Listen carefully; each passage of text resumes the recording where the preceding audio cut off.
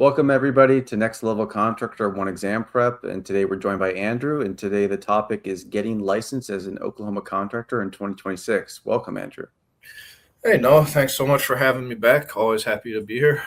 Great, great. So we've got 4 trades, 1 board, and the exams that stand behind every license is the subtopic. Who should be watching this guide and video? So the 4 licensed trades are roofing, electrical, plumbing, and mechanical, right? Builders are left out. Builders are at the local level. Each city or county will have different requirements there as far as registering, insurance, things of that nature. But at the state level, it's roofing, electrical, plumbing, and mechanical. And the path, it's the same for each. You build your experience, you pass your exams, bonded, insured, and you're licensed. We'll walk you through each step right now. All right, great. So let's talk about what is the CIB? What do they do? Is it, and talk about the different license paths here. Absolutely. So the CIB, it stands for Construction Industries Board. It's the state agency. It licenses the 4 trades. Each trade will have its own committee of examiners, its own classifications, its own fees, but everything runs through that Construction Industry License Board. For electrical, plumbing, and mechanical, it's a 3-step ladder, similar to apprentice, journeyman, master, like everywhere else, right? Roofing, a little bit different. There's a residential registration, which that's just a registration. There's no experience, no tests for that one. But then there's the commercial endorsement that will require the exam and that commercial experience on the roofing side. Got it. Okay.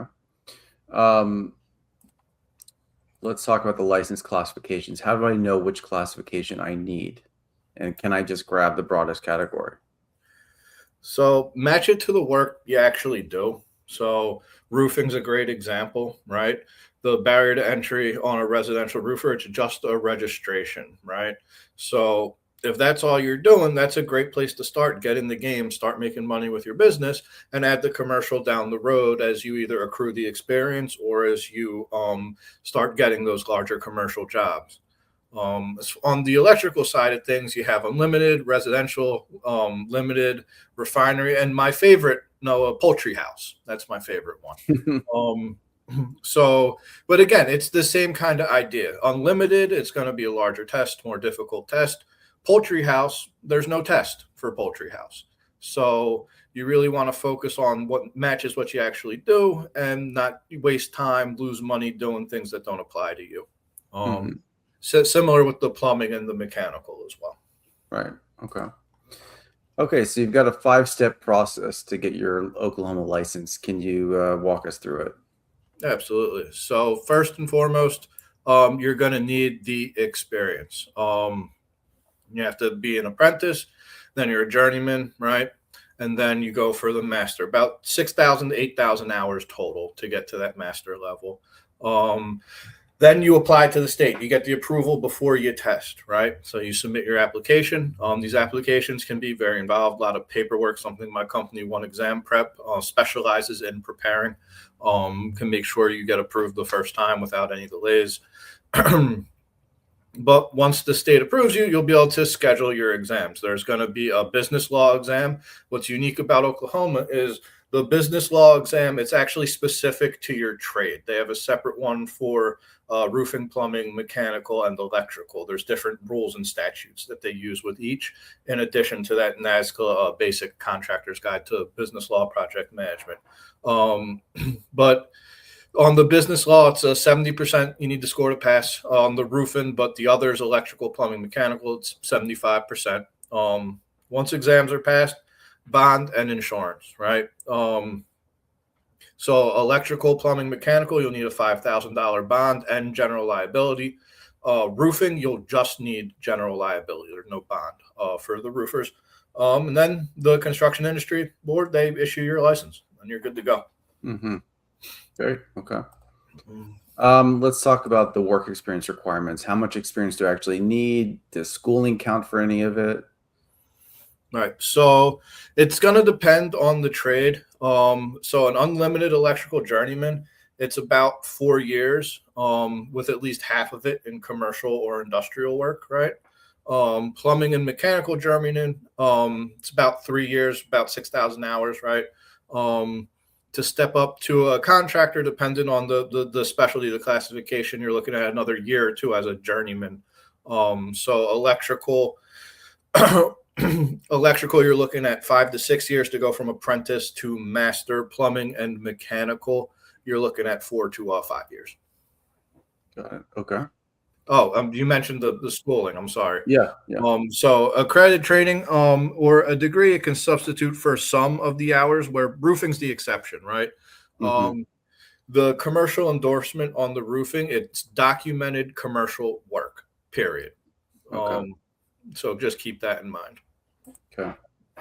All right. Fees, bonds, and financial responsibility. So what am I going to pay in fees? What about the bond and insurance? Absolutely. So fees differ by license. I got that chart there, right? Mm-hmm. $75 to initiate, right? $75 to renew. $200 for that commercial endorsement on the roofing, and then so on and so forth down the list. The bond for the plumbing, mechanical, and electrical, it's $5,000. Very affordable bond. Bonds get renewed annually. $5,000 bond. It's typically 1% of that is what the bond will be. But there might be like a minimum where It's probably $100 minimum usually. Yeah. So assume $100 a year for that. Then your insurance, right? Electrical, plumbing, mechanical, you need a $50,000 policy. That gets you approved. Not really what I would recommend. 50,000. If you own a business, 50,000 doesn't keep you safe. Roofing, $500,000 general liability policy gets you approved for the residential, and for that commercial endorsement, it needs to be $1 million policy. Mm-hmm. Okay, got it. Let's break into the exams. Tell us how they work. You mentioned open book. Tell us about that and requirements to pass. Right. So once you're approved, you'll be able to schedule your tests, 2 tests, your business law and your trade, right? Open book, multiple choice exams. They let you bring the books in with you. The answers to the questions on the test are going to be in the books you have with you. So you have the answers with you. The key of the whole thing is you need to be a master of referencing the books.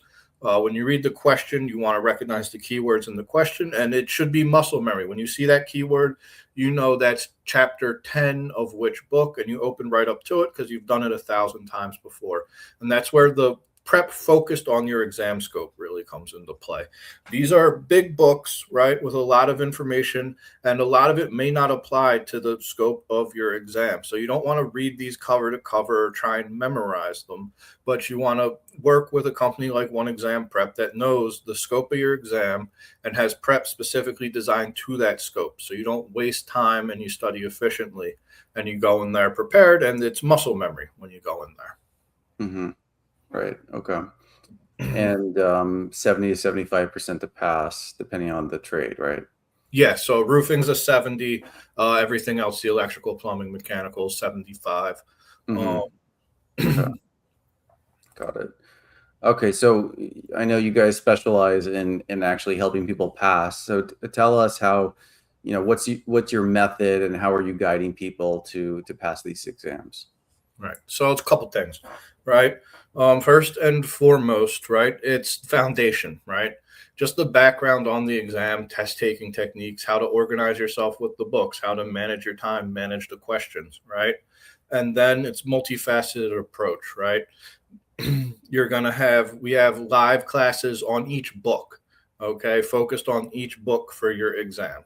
So you'll be able to meet with the instructor, ask any questions you have, and focus on a singular book to master referencing that book. And kind of along those same lines is practice questions, laser focused in on your exam scope. There's no substitute for just practicing with that book, building that muscle memory. That's how you learn where those keywords are coming from. And that's how you build the muscle memory to open that book right up to where you need to be. Now, with One Exam Prep, we will tab and highlight your books for you. It's something that I recommend. It's very beneficial. The tabs are the little stickers go around the perimeter of the book. So if you know you need to be in chapter 10, that tab will allow you to open right up to chapter 10, right? So it's really about becoming, again, a master of referencing the books and focusing on the areas that apply to your exam and having experts available to you when you have questions. Right. Okay. Makes sense. Okay, so let's say you're licensed already and you want to make sure you don't have to worry about anything again. What do you have to do as a licensed contractor in Oklahoma to stay licensed? So the renewals are annual and they expire the last day of your birth month. So if you're born April 2nd, your license is going to expire April 30th every year. It's your responsibility to renew on time. There's $100 late fee. That's 31 to 60 days out, after which the license lapses, right? So you might have to test again, submit paperwork again. So make sure you're renewing on time.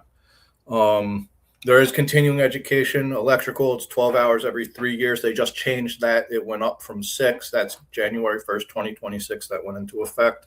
Mm-hmm. Plumbing and mechanical contractors, they're still 6 hours every 3 years. And roofing, the commercial endorsements, 4 hours every 3. And right now, residential roofing, there's no CE requirement there. Mm-hmm. And also, just as important as the CE is the bond and insurance, right? The bond gets renewed annually and you have to keep your policy intact, because when you renew, you have to show them the policy again. So don't let that lapse. Right. Because that's what will void your license: lapse bond, lapse insurance, or Mm-hmm. missed continuing education hours. You got to take care of those 3 things. Right. Okay.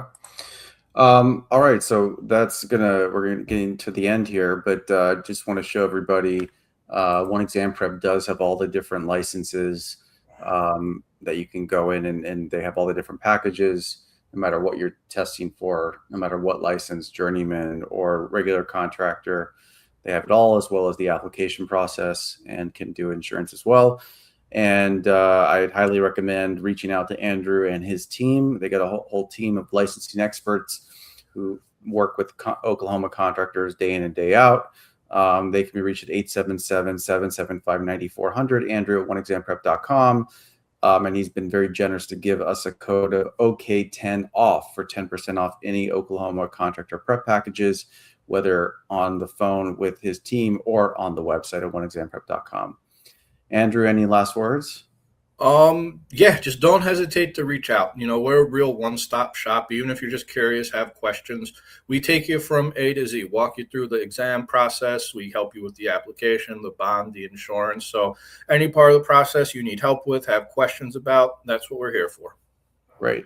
Well, everybody, thank you for joining us, and good luck on getting your Oklahoma contractor exam and license in 2026 and beyond. Thanks, Andrew. Thank you, Noel.